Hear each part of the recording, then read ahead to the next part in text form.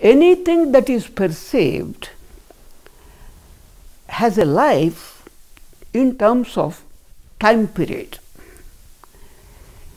Something that is observed, perceived in the world has a point of origin and a period of sustenance and a point of death, end.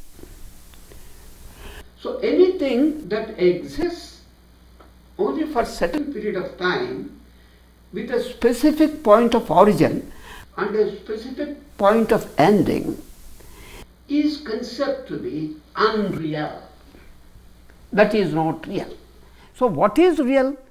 By definition, reality or real is something which does not depend on time at all. It is not a function of time, which means it has no origin point, there is no terminal point, and there is no question of any sustenance.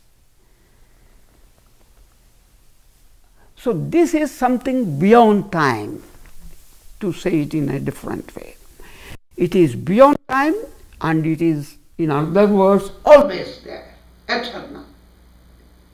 It has no birth, then no death, and nothing in terms of sustaining in a period of time, because time itself is not there.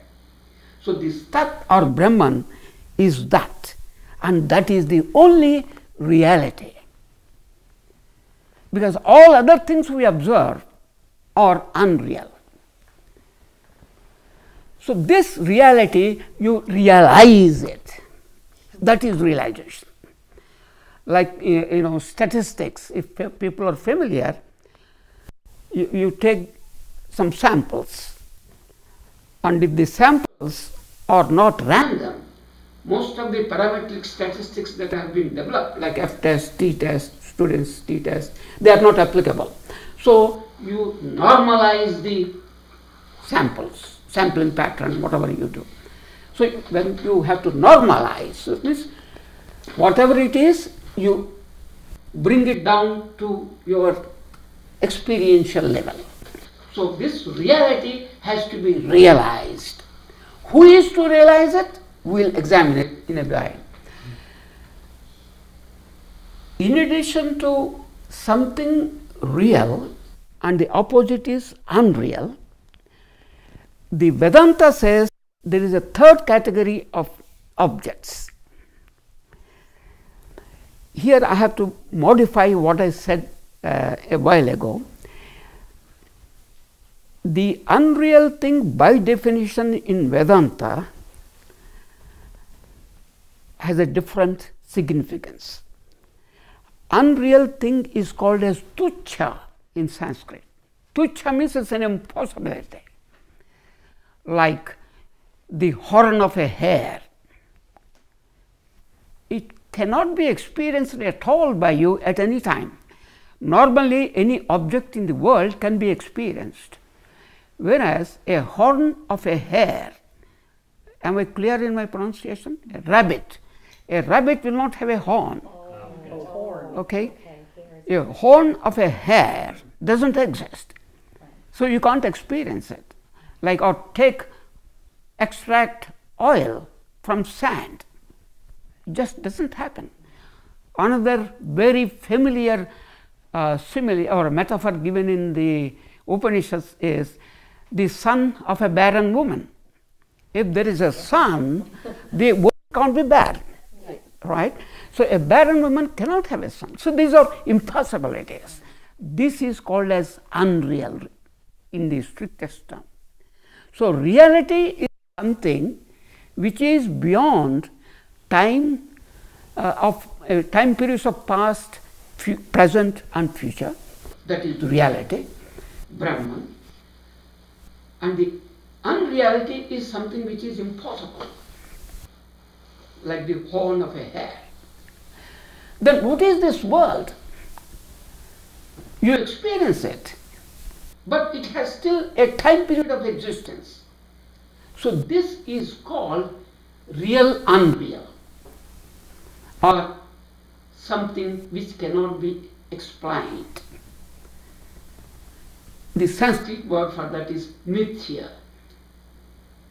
So one side we have real Brahman, which is Tat, Sat, permanent, eternal. Other side, totally impossible thing, Tuchya. And the word familiar with is mithya. That means we experience it, still it is not real like Brahman. Then what is this ignorance? Why am I not realizing that Tat? The question we started off with. If I am already that, according to the identity equation Tat Tvam Asi, why do I not realize it?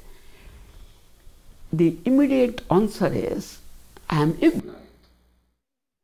For example, if I ask you, who is Ramesam?